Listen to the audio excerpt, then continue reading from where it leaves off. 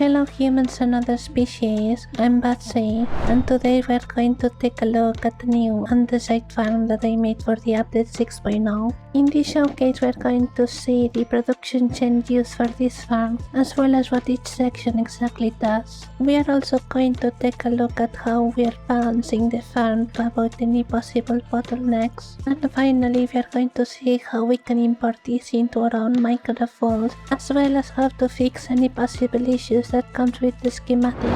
I usually build those projects live on stream if you want to see the behind the scenes of how these projects come to be. I also started a GoFundMe recently to help me raise some money for a surgery. There is a link in the description where I explain the situation in more detail, as well as links to the stream if you're interested in watching those. But for now, let's take a look at how this farm actually works.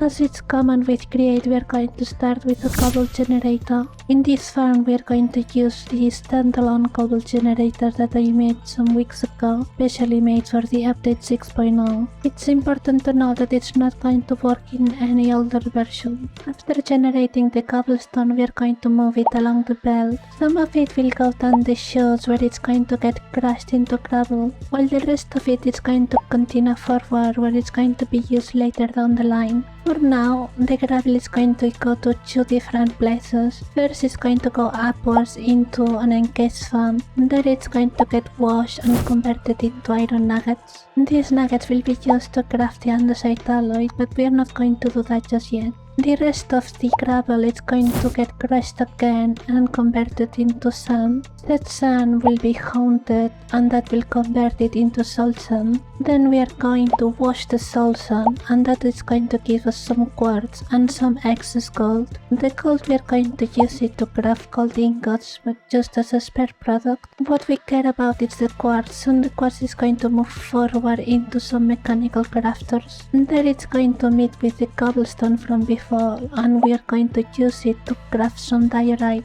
The diorite is going to loop back into the farm where it's going to meet with another line of cobblestone. We are going to combine the cobblestone and the diorite to produce the andesite, and later on we are going to use said andesite block with the iron nuggets from before to make the andesite alloys. This is the production chain of the farm. It's essentially how the farm works, but I had to add a lot of little details and small additions to make it properly work, to properly balance it, to make it so it's infinite, it sustains itself and all of that, to avoid any bottlenecks or any undesired consequences. The first thing to notice is that we are using two basins to produce the andesite and 4 basins to produce the alloys. And that's because in the crafting recipe we get 2 stone blocks for every recipe, while we are just consuming 1 single block for each alloy recipe. The rest of the farm is balanced on this. It's balanced on having 4 basins producing the andesite alloys. This meant that the cobblestone generator is producing maybe 5, 6, 7% more than we're consuming, so sometimes we're going to overproduce a little bit of cobblestone. That's obviously not an issue, but because I wanted to use it all or try to use it all, what we are doing is that if it detects that it has more cobblestone than we need, we are going to consume this cobblestone to produce iron. Since we are producing the iron anyway, it's just a matter of letting it know, hey, let's compact some of it, we don't need so many. And the rest that I have done is to make sure we are never overproducing anything. There is this link to make sure that we are not overproducing the quartz. There is a link to make sure that we are not overproducing diorite. All of this is keeping it well balanced. We are not consuming more cobblestone than we need in any of the sections that doesn't need it. And the same goes for the initial gravel itself. If we are not blocking the production of iron nuggets, it will consume the entire cobble. All the cobblestone that we are generating will be consumed here, so there is the first link to prevent that from happening, to allow the cobblestone to go to other places to be used to make diorite and all of that. The numbers and the rates are not perfect. This is the best results that I had. This is the best balance I managed to do. If you think you can do better, you're obviously welcome to tweak the numbers, adjust them to your needs or whatever. If you are not too concerned or you're not too sure on what you're doing, I will just leave it as it is, it should work fine. All of this equates to 2000 andesite alloy blocks per hour, which equates to 18,000 andesite alloys. In that time, it's also going to produce 600 iron ingots and 39 gold ingots. Those are obviously side products, but it's also good to have them. Now let's take a look at how we can set this up in our own Minecraft walls. The first thing that we want to do is to get the schematic from the video description. You will have to place it in your Minecraft folder in a folder called schematics. From there, all you have to do is upload it into your own Minecraft wall and then use the schematic cannon to build it into place. Once that's done, we want to take some bolts and some tanks and we want to make sure they all look good, they all look connected.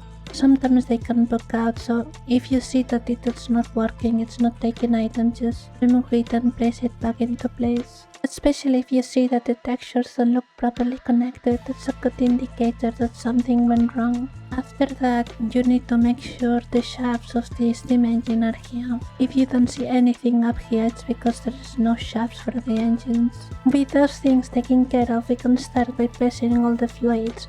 I usually start by placing the water. First we want to place water on all of the drills. This section can be a bit tricky, so I usually place it from this angle down here. On this funnel here, on the external side, we want to place water on this funnel.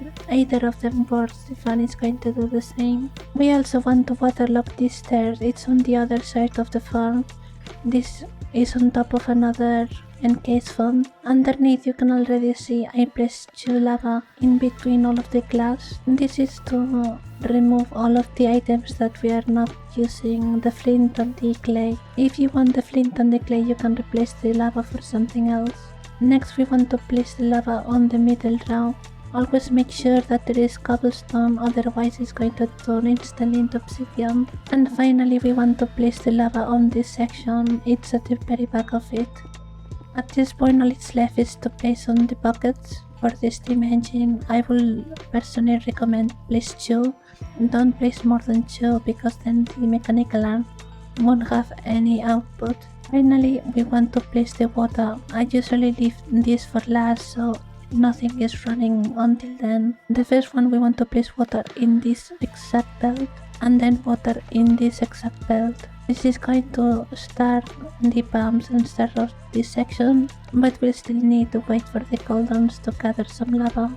At this point the farm should be set up, it's just a matter of waiting for the steam engine to start running and everything should be already configured, already set up. If something is not properly working, if something it looks broken, schematics tend to have a lot of bugs, so you never know what's going to happen. You are welcome to join my Discord. I always try to help whenever I can, whenever I have some free time. But this will be it for this farm. I hope the fungis enjoyed it and I hope it's going to be useful for your vaults. And if you did enjoy it, maybe consider leaving a like and a comment. It's a really good way to support the channel. And don't forget to check the GoFundMe on the description. Even just sharing it with others will be incredibly helpful. I hope everyone has a wonderful day and I'll see you all on the next one. Bye bye.